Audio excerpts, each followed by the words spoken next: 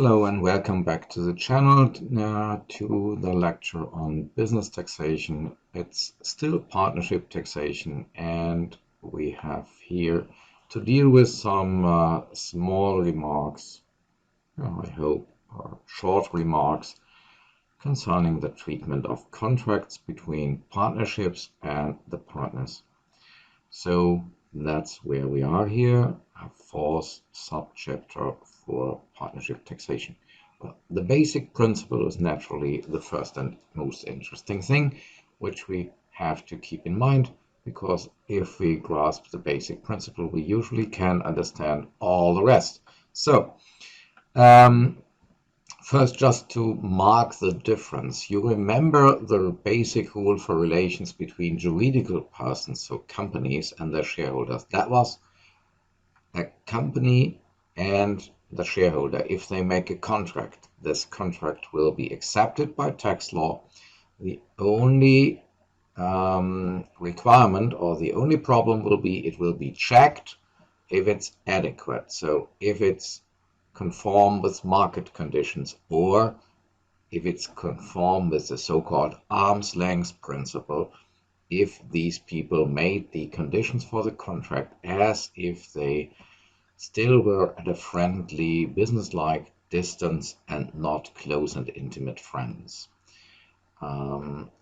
With partnerships, at least under German law, everything's quite different. So here, the basic rule can be simplified into contracts between a partnership and the partners are usually not accepted as existing at all for tax law. So what does that mean? Well, technically, I said that was a simplification. Technically, that's done in a way that paragraph 15(1) number 2 says the profit from business of a partner in a partnership comprises first that partner's official profit share, and secondly, all remunerations which are paid for services which the partner rendered to the partnership. And that means automatically that what a partner gets for doing services for a partnership is not accepted as a service expense, but as giving that partner an additional share in the profit. So that leads to the requalification of such contracts. Some contracts can be accepted or will be accepted by tax law. For example, everyday business transactions, if a partner goes in, let's say, into a hotel and books there a room for the usual market price, that will be accepted as a genuine contract. And very often purchase contracts between partnership and partner will be respected, because if something is sold, then that is treated differently and that would be accepted. Well, so the rule is contracts are not accepted. What a partner gets from the partnership because of the contract is just reinterpreted into an additional share of the profit of the partnership, which is given to him or her by this contract. The only exception, just to repeat that, is selling assets between a partner and a partnership and the one or other everyday business with customers. So basically, what we have to keep in mind is contracts on services will usually be affected by that principle that for taxation they do not exist if they are between partnership and partner. And as I said, technically you find that in 15(1) number 2 ESDG, where it is explained what a partner's profit share is made up of. Well, now note this basic principle is specifically German. It might be that you also find it in Austria, but probably throughout the rest of the world, this principle is nearly unknown. Many other states accept the contracts between a partnership and a partner, and that in the long run or so, or later, will lead to problems when it comes to the application of a double taxation treaty, because if other states say that a payment made by a partnership to a partner for, let's say, a license exists, then they will want to apply the DTT rules to that payment, whereas the Germans would just say, no, that license payment doesn't exist, it's just a profit share which the partner additionally gets, and so the DTT rules would be applied differently, which leads to a certain confusion and legal uncertainties. The Germans tried to oblige their judges and their fiscal authorities to always hold up the German view also during the application of international treaties, which is a bit, let's say, strange, or a bit of a minority view, to say that we have to suppose by a legal rule forced to think that all the other states in the world, when they conclude a contract, a treaty with us, know and want to take over for the purpose of that treaty a very strange and rare German view. But that is what has been laid down in paragraph 50d10 ESDG. That can lead to potential irritations and specific problems. Well, but that's the case. Good. Let's turn back to the basic principle. Contracts between partnership and partner are mostly not accepted. That means payments to a partner because of an employment contract. You are a limited partner and you are also an employee of the KG. Well, then German tax law says, no, forget about the employment contract. There is no employment contract. You just get an additional monthly share of the profit from which is fixed. Let's say 5,000 per month. This is no longer a salary for employment, but it is a profit share. So it does not exist. If you own a house and let it to your OHG or KG for rent, the rent payment is no longer a rent, it's just an additional profit share. And you don't have income from lease and rent, you have income from business. The same if you give them a credit, so a loan, or all that is requalified into just an additional share of the business income. That has also a nice, surprising effect. For example, if a contract is ignored completely, if we say it does not exist for tax law, you just get an arbitrary additional share of the profit, then it can play logically no role anymore if that contract can be regarded as adequate or not. So, whereas when you get a salary from your company, from your GmbH or AG, you have to check if the salary can still be regarded as conform with market conditions. That plays no role at all in case of a contract with your KG or OHG or your simple partnership, GBR, because if the contract doesn't exist, you can't debate its conditions. You just get an additional share of, let's say, 120,000 out of the profit. So no debate possible about that. So here you have a fundamental difference concerning contracts between a partnership and a partner, and contracts between a company and one of the shareholders. So that's one of the important reasons why you always have to keep the different legal forms apart. Let's turn a bit to examples.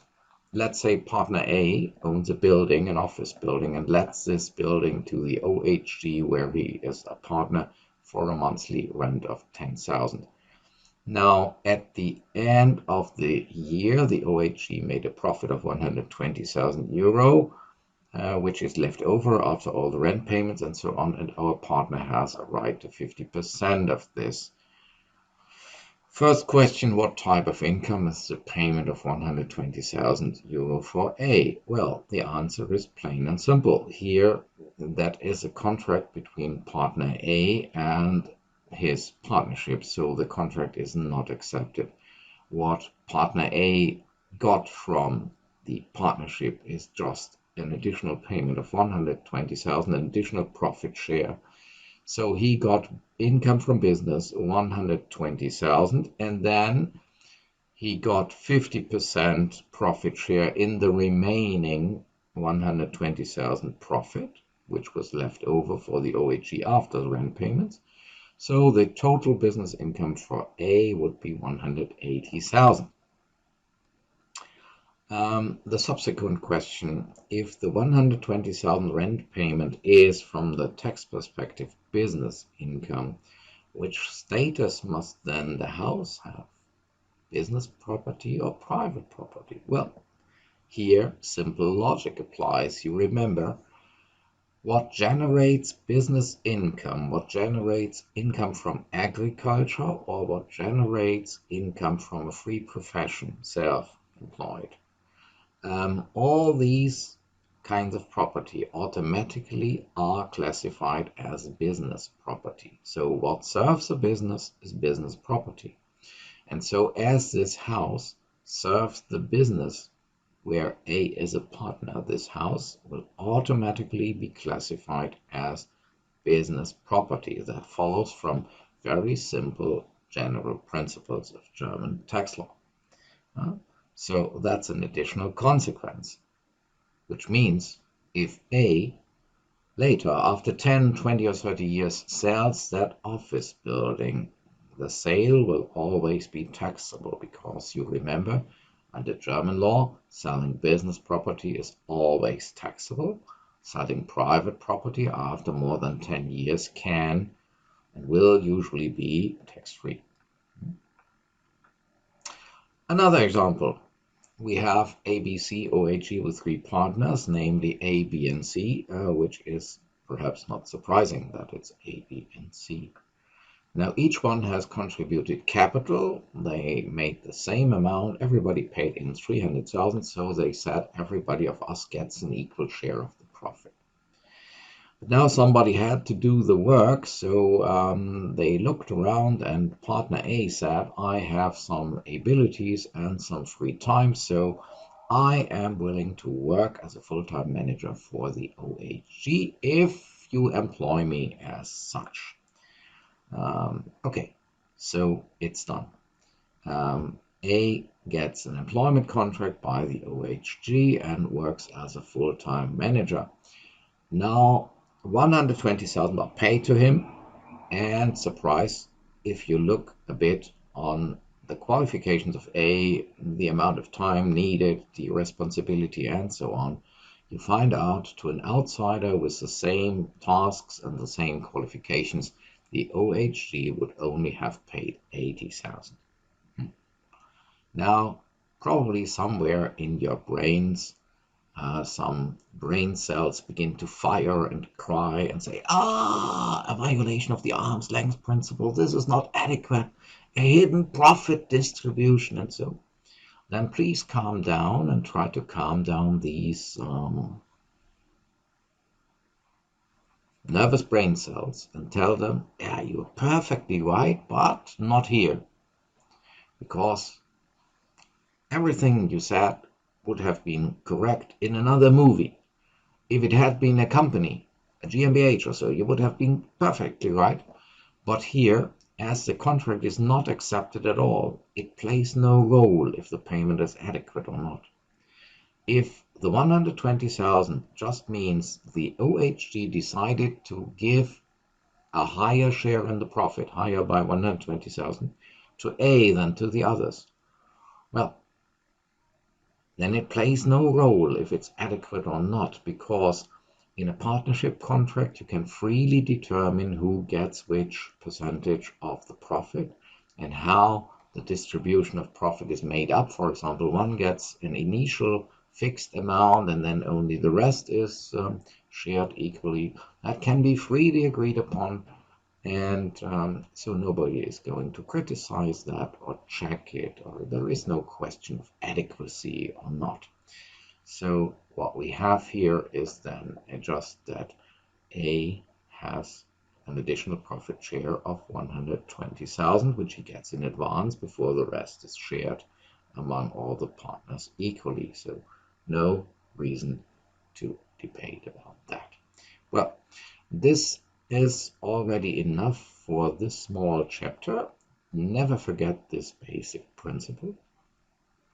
And we will also have to think about in the next video what consequences these small logical consequences will have for, let's say, drawing up the balance sheet of an OHG or KG or other partnership, because let's look again to the last example. We saw at the end, if you rent out a house to a partnership and you are a partner, then this will be qualified as business property. So it will have to show up in the balance sheet, and that's not so simple. Or, yeah, it is simple, but you will not find out the solution at first sight. So we will have to look a bit on what happens in a balance sheet of a partnership if property is held by one of the partners alone and serves the partnership. And that's a question for the next chapter. Thanks for watching. Hope to see you again soon, and goodbye.